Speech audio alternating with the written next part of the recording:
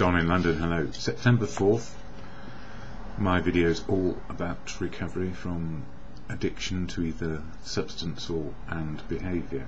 My substance, alcohol, my behaviour equally addictive around people, places and things. So a recovering alcoholic today, just for today, a one-day programme of life reclaimed, I guess, or life happening again and building on where I got to back then in the day when drink ruled everything, especially me. So no longer fearing people knowing that I'm in recovery, living life one day at a time, knowing that a drink is only an arm's length away, or a thought of being able to drink again safely, I suppose. But I have many years of experience of drinking and not being able to stop, so why should I ever go back? Well, the simple answer is, if I don't maintain my sober condition by looking after myself and getting help on a daily basis, I can easily slide back into the fiction and fantasy of thinking a drink will solve a problem, or a drink might take the edge off the way I feel. And all I know these days is my feelings are better felt without any interruption or imagination or fantasy caused by a distorted outlook. What a relief. I mean, that's an easy way of saying, if I don't take a drink, life may work today as it's meant to. Real life on life's terms, living life as it is, experiencing my feelings and dealing with them and coping with life today. So, how do I do this? Well, I don't do it on my own. I learned over and over again that self-will will fail in my case when it comes to alcohol.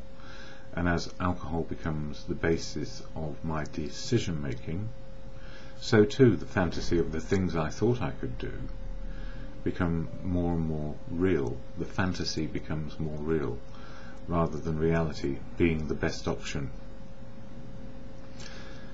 Yeah, I couldn't do it on my own. I needed help. And I was very lucky because family, friends, community and professionals kept me alive long enough so I could get to a place of knowing no amount of drinking, no matter what happened, would make life work, and no amount of trying on my part, on my own, would make it possible for me to kick a habit and then an addiction which I could not deal with. So you can imagine every element possible helping me to get sober, yet I still couldn't stop, and that was because most of the people trying to help me were not ever in a position of being an addict or addicted to any substance or behaviour, or if they were, they didn't seem to be as badly off as me, so they could always judge me as being a worst case scenario, and I was. And then a moment of clarity where I realised life I imagined could get no worse. That moment of clarity, the reality being oblivion did nothing for me. I kept waking up, I didn't want to wake up, and then I still did. So 24/7 drinking. And then that moment of clarity, which was simply, if I can't do it, who can? And then the fellowship of AA came into my life. That's the Fellowship of Alcoholics Anonymous. I'd known about it for a little while, had gone along to meetings, and thought, what a bunch of mad people these are. They keep on talking about their feelings and spiritual and stuff like that. And I thought, well, what's that got to do with me and science and being in control and getting my own way, or trying to get my own way so that I could be the person you wanted me to be? And I was very confused.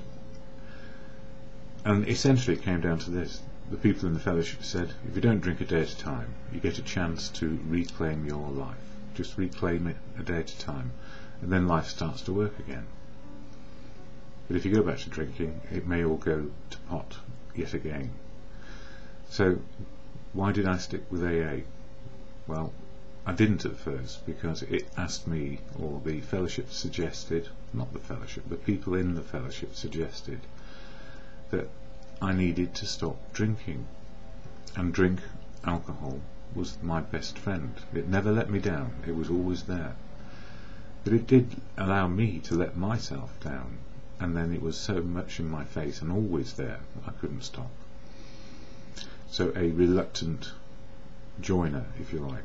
I was never one of those people who like to join in any sort of organisation, and the very idea of going to a fellowship, which I didn't understand as a concept, fellowship, what on earth does that mean?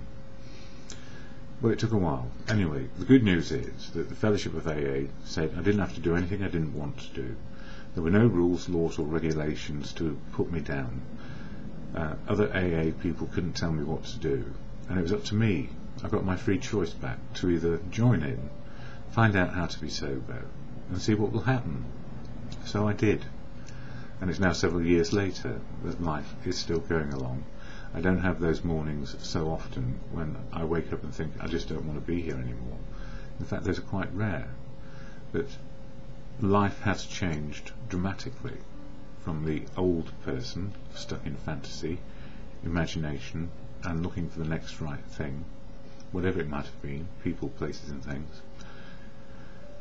I'm now living in the day, with the right people, in the right place, often, and doing the right things, and having just enough needs met, wants forgotten. My needs are met daily. And then wants, or wanting, or desiring, are all part of the feelings we have. And as we know them better, because we're not fixing our feelings, then I have a fair chance at living life today and being happy, or more.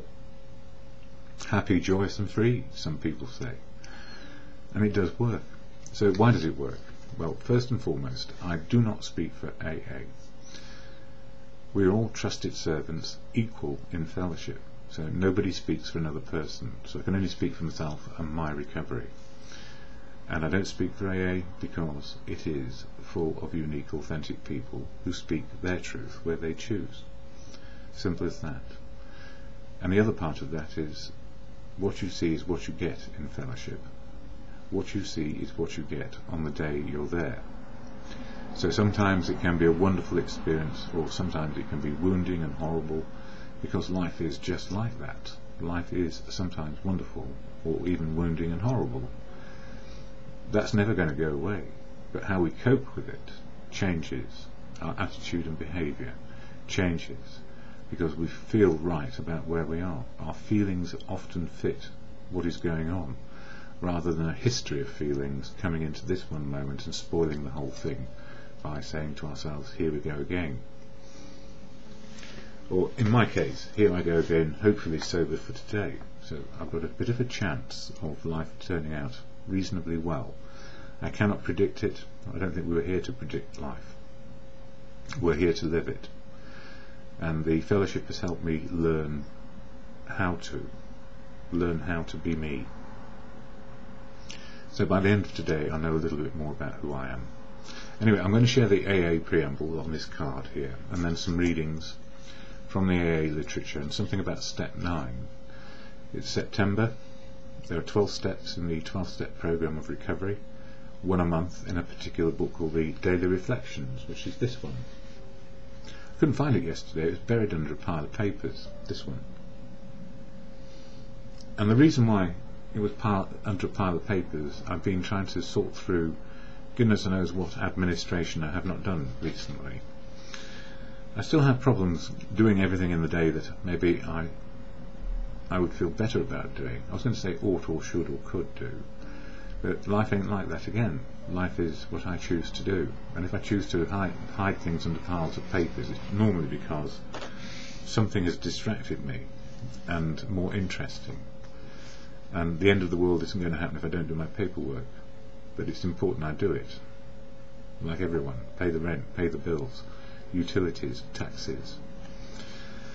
Yeah, not so keen on taxes these days. If you're on a needs, if you're just covering your needs and somebody then throws in another tax on top, it's quite challenging, and it happens to everyone. So I'm not being singled out for special treatment, although it does hurt. Anyway, the AA preamble, why AA works for me, and I don't know that people to actually concentrate so much these days on what the meeting starts with, if you've been in for a while. We forget what the preamble's all about, but I share it every day because it's important to me, and I read it out rather than recite it. Alcoholics Anonymous is a fellowship of men and women who share their experience, strength and hope with each other, that they may solve their common problem and help others to recover from alcoholism. And we do that daily. The only requirement for membership is a desire to stop drinking, so there are no rules, regulations or laws. We are all trusted servants of equal size and importance, just by being there. There are no dues or fees for AA membership. We are self-supporting through our own contributions, which means if we've got a few pennies to pay for the rent, books, tea, coffee, then we contribute. But if we're like I was when I first got into AA, where I was struggling to make ends meet on a very, very restricted income, I was told not to pay in, but my ego told me that I ought to pay in. That was the only telling thing that anybody ever did. Stop paying money in, you haven't got any. But I did, and I went without in order that I could just put a few pennies in. I don't recommend that. I recommend anyone who's new and has no money or little to spare, don't pay any money in until you've got enough to put in without it hurting you or your family who you're trying to support. AA is not allied with any sect, denomination, politics, organisation or institution, does not wish to engage in any controversy, neither endorses nor opposes any causes. But, here's a but, every single person in AA is affiliated to something and has opinions and beliefs around issues and you name it, even religion. I cough slightly when I say that. I don't belong to any religious sect, but I'm learning what it means to have faith and courage and confidence on a daily basis. So whilst the fellowship is there just for one reason, sober, everybody in it is there with other experience of life, which comes in handy when you're trying to explain why it's been a bad day or a good day. So we share our experience of life. So it can be a bit confusing. You hear everybody else's beliefs and understandings on life, and then we need to find a similar one. We need to stay long enough to hear our own life story and similarities, so we make sense of how other people are sorting out what they need to sort out, or just live life. Our primary purpose is to stay sober and help other alcoholics to achieve sobriety, and that's what we do. And it can be simply being there and a part of, and a handshake with somebody we've only just met, or it can be that we develop friendships which maybe will stand the test of a lifetime. And then friendships we move in and out, as well as be fellows in fellowship, men and women, a desire to be sober, the only requirement. Nobody's going to be bossy with you, and if they are, you can tell them what to do, or you can share, thank you very much for the advice, and move away quietly. But if they persist, you do need to say stop it, as and when you need to. And one of the things I learned in recovery, it's okay to say no. It's okay to say no, even though others may suggest it's a good idea you do things. If it's not right for you right then and there, or you have a reason to say no, say no. You don't have to go any further. No thanks, not now, not today. That's alright. It's alright to say no, but I never learned that when I was first around on the planet. I thought I had to be anything and everything, as people told me. Things like children should be seen and not heard, put on a brave face, stand on your own 2 feet, never show weakness. But there's a big difference between weakness and vulnerability. It's okay to be vulnerable and say, I'm a bit fearful about this. I feel fear around this particular thing that might be going on, or I feel fear about. It's okay to say that. It's a strength to show your vulnerability, because those who may be able to help will help, and those who don't want to help or have prejudice won't bother. So it's a better way of making friends and knowing and understanding the people who you click with who you relate to. We won't relate to everybody in AA, nor will we relate to the rest of the world. or everyone in it. But we can change our attitude and behaviour around what we do and what we don't do, what we can do, what we can't do on a daily basis. Anyway, step 9 in the program is all about making amends to people we've harmed without causing further harm.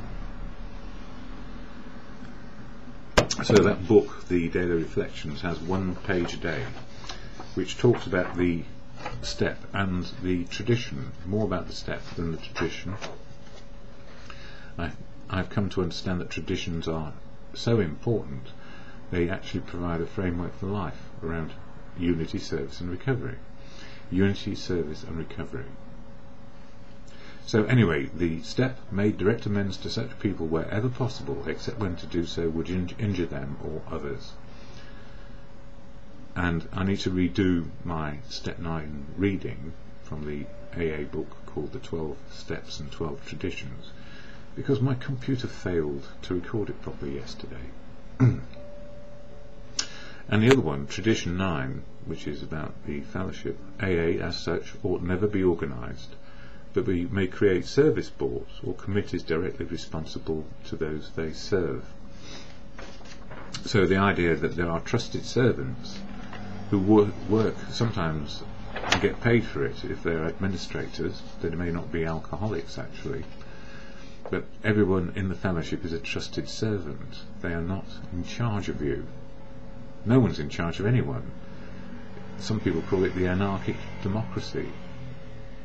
I like it being an anarchic democracy because it means it's forever changing, addicted to chaos or thriving on chaos. Sometimes that is what we do, because that's life. Life is chaotic. Anyway, the AA Daily Reflection for today. Reconstruction. Construction. Reconstruction. Yes, there is a long period of reconstruction ahead. That's what it says in the big book, the big blue book of AA, which is behind me somewhere. Yes, there on the shelf behind me. It doesn't stay there on the shelf. I read it from time to time, something I never used to do. Not that book, just generally I couldn't read very well. The reconstruction of my life is the prime goal in my recovery, as I avoid taking that first drink one day at a time.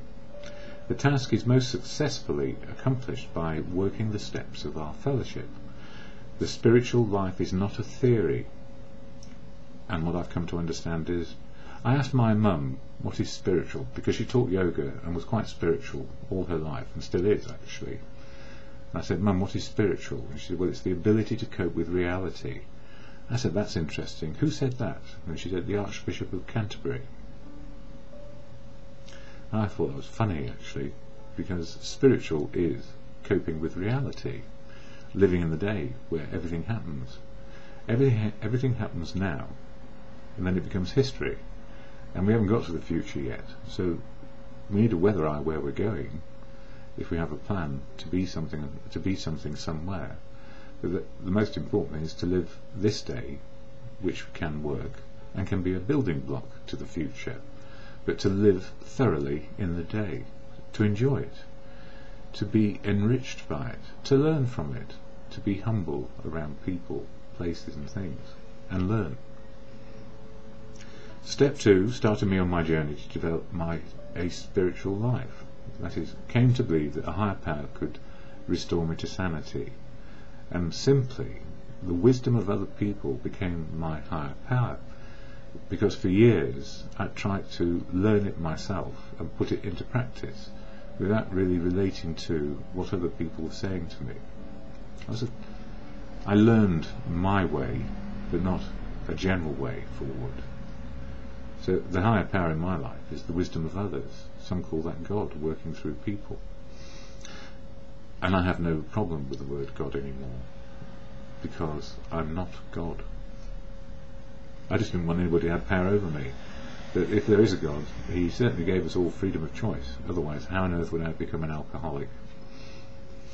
Yes, there you go. Step 9 allows me to move into the final phase of the initial steps, which taught me how to live a spiritual life. Without the guidance and strength of a higher power, it would be impossible to proceed through the various stages of reconstruction. I realised that God, or simply good conscience and wisdom learned from others, works for me and through me. Proof comes to me when I realise that God, put in brackets, good conscience and wisdom learned from life and other people, did for me what I could not do for myself, by removing that gnawing compulsion to drink. And that was what happened. I was in the company of people who didn't drink anymore, although it was very, very uncomfortable through those first 90 days of going to a meeting every day, as was suggested to me. I did more, actually, because I was just so frightened of falling backwards. I must continue, yes, by removing that gnawing compulsion to drink.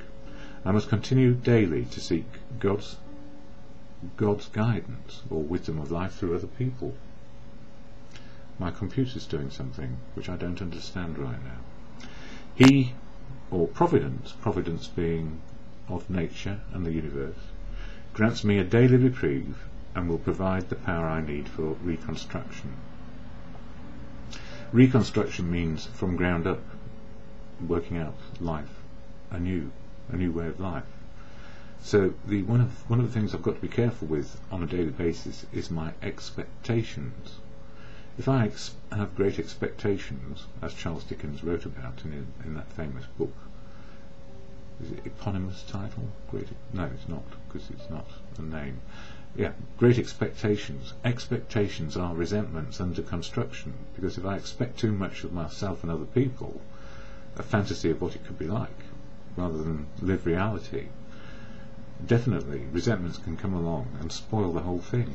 So I try not to be resentful about not being a multimillionaire and not winning the lottery. I put £1 on yesterday. Foolish. No. It wasn't a great deal of money to me, and it does go to good causes, and it is a charitable thing. And if I did win, I'd give most of it to my sister, or half of it at least. Good reasons for that. She kept me alive when I didn't know how to. So my thoughts, if you like, from today and also last night. Last night was fantastic. Met a friend at a meeting. Meeting was deep and poignant. It had great. It reminded me of all the haphazard things that happened to me in my life when I was growing up, and just how difficult it was for my dad, who had a terrible start in life and was also an alcoholic, but we didn't know that at the time. We just thought he was, I don't know what we thought he was. Trouble, mainly, and that's what I became. But it was fantastic. Met a friend, a girl I adore, and she's great. And we're friends only.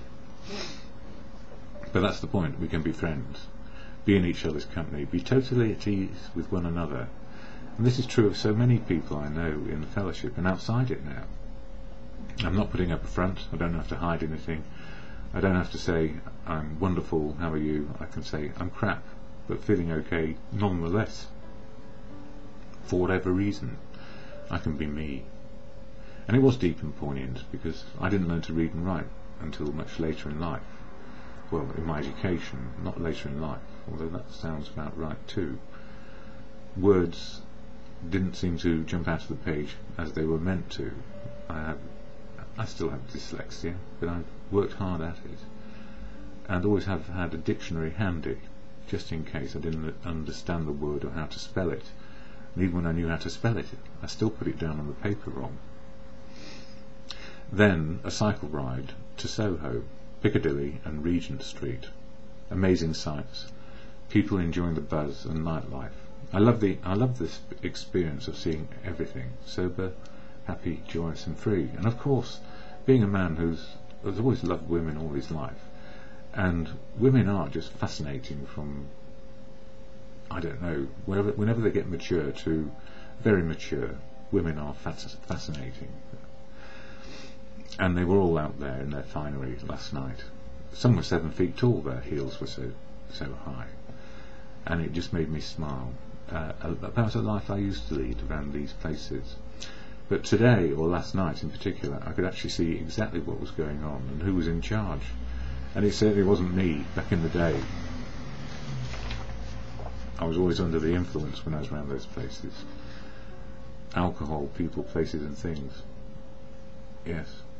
So my amend to self, to love the experience, see real life happening, and it's okay to be me today. It's all okay for me to be able to see what is going on around me, to appreciate the beauty of life. And I really did enjoy it. All of that stuff, you know, to go to a meeting which means a lot, to sit with a friend and be happy, then potter off into the distance. My ideal would have been to take lots of photographs, but unfortunately, for some reason, I'm not very good at night photography yet, and I don't have the right equipment. But one day maybe, you'll see. Anyway, from previous years, recovery life full of tangles and stumbles. I wrote these words between 2006 and 2010. In recovery we go backwards as well as forwards in our feelings and thinking. Our feelings hurt a lot because we don't medicate or fix them anymore. We live them, we live how we feel. We do learn so slowly what may be good for us. We always want to speed up past the pain and get back to peace, serenity and happiness. After all, we are human beings, simply having a human experience. We prefer edited good highlights in our daily life. Yet when we watch TV, we often feel better for a dose of human misfortune. Then we probably reckon our lives are not that bad. So we can look down on people if we're not careful, but even when I was lying in the gutter, I was still looking up and judging you, as I recall. Yes. Tangled living means we can go on too long expecting things to improve with people, places, which we are powerless over. When we realise that we are accepting the unacceptable behaviour of others and ourselves as a consequence of living in places bad for us, we can find it hard to let go. Until we see we are powerless over people and places, and then change.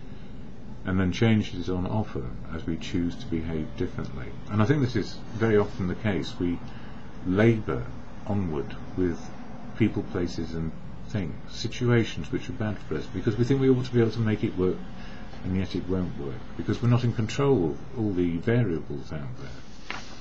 And if we haven't got any sort of real connection, or we cannot make it work in our lives, let go, move on, try something new. The addict in me says, I've got to get it right, I need to try and make progress, I'm not a quitter. And the answer is, sometimes we do need to quit, stop doing things which are bad for us, because bad people won't change. Love, as we find in recovery, does make anything possible. At the same time, things are unlikely to change. At the same time, some things are unlikely to change.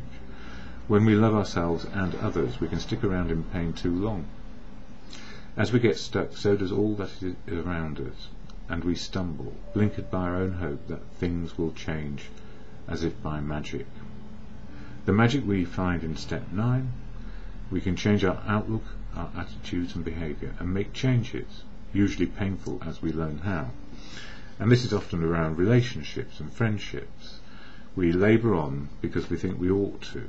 We are not quitters. We feel we can love people, and then we find, if we're really looking at the situation as reality is, are we being treated as we would treat other people?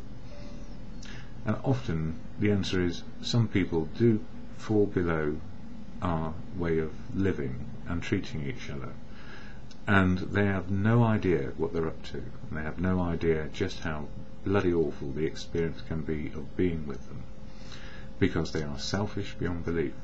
And I suspect I probably was selfish beyond belief a lot of the time, because I had no concept of mutuality, mutual understanding around how to keep on going and live in harmony. And when things are going wrong, say they're going wrong, saying, I don't feel right about this, but I don't know why, please help me. The vulnerability of asking for help, for clarification, can change a whole load of things and situations. But if we ask the questions early enough, we don't hang around for the maximum amount of pain, where we put everything in and nothing comes back. And this is really on an intimate level, so it's not another person's fault that they cannot relate in the same way. they may relate far better with somebody else. So, least said, soonest mended, or check out the truth of now and see whether one ought to still be there. Yeah, usually painful as we learn how to do these things. But it only hurts because we don't want to either be hurt first or back. So we avoid pain by trying to make things work, and then it gets more painful because we've invested more time and feelings, and then wonder why there is no love there. And the simple answer is, sometimes there is no love there.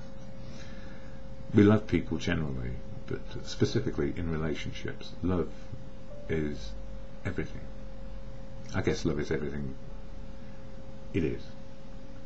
Step 9 shows us we don't need to stick around in hopeless situations we made with people, places, and holding on to dreams without foundations.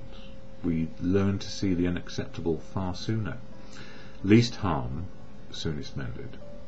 If we choose well and review daily in gratitude for what works, and step 10 inventories, which is what comes next in next month in October, although I try and do them every day, it's just an understanding of what's worked and what hasn't worked, what's disturbed me, what did I need, what can I make amends for, and what do I have gratitude for? Well, last night, happy, joyous and free.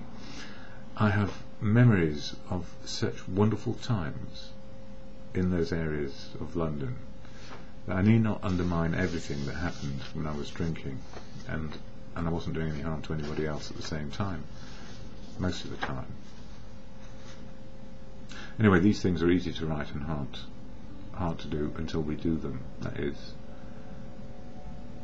make amends, clear up the wreckage of the past, and then make amends as life happens.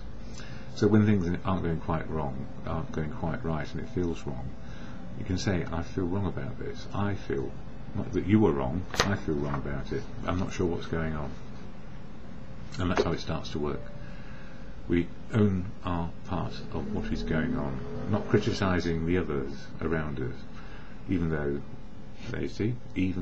I might feel that they are wrong. No, it's just wrong for me. What they want to do is what they want to do. What I want to do, if what they're doing is wrong for me, I need to move away. And always the journey, always in our endeavours and choices, work life, take action and gain wisdom. Constant change and growth means we constantly let go of old attitudes and behaviour, so we make room for new. We hold on to what is good for us, let go of what hinders us. Room for growth today? You betcha. And finally, recovery works one day at a time, under construction daily. If we try reinvent ourselves, most likely we invent nothing more than what we already know. Old habits are hard to shake loose. If we are open to learn from everything and everyone, new outlooks and new choices open up daily. Let go, let good. Enough for me. This is a Sunday preach, it seems like. It's not meant to be. It's just my thoughts and why AA works for me, because I work the program, 12 steps of living. They're not actually 12 steps. You have to climb up or go down. There are 12 life principles which work so I can be able to make free choices based on reality, life on life's terms. It doesn't mean I'm going to live a fantasy, but it helps me say yes to the right things and no to the wrong things. And it comes down to that serenity prayer which I share at the end of all these videos about what I can do. I can change my attitude and behaviour daily or any time of day and start again. But I can't change your attitude and behaviour. So I can do something and I can't do something, and I learn the wisdom between the two as life is happening. Life happens, we learn from it. Life happens, we don't like it, and we try and do it again. How many times do we need to keep on doing the same insane stuff? Until the pain gets so bad we just need to change sometimes. Or if we are confident enough to say, yeah, it's not working, I need some fresh ideas. Can you help me on that? So the serenity prayer is my guardian in the moment and every day. Personal guardian of phone a friend quick, or get to a meeting because I'm not feeling right about me. all the tools of the 12 steps, 1 to 12, they all work in one day, and they become second nature after a while. Once we stop fighting and start living, realise there is no battle, there is just life. The Serenity Prayer, as you understand it, for you as an exaltation to God, or simply good conscience, or something in between, or both. I feel that the inner voice we have in our head is most often conscience, which is connected to the same thing that everybody else has, conscience.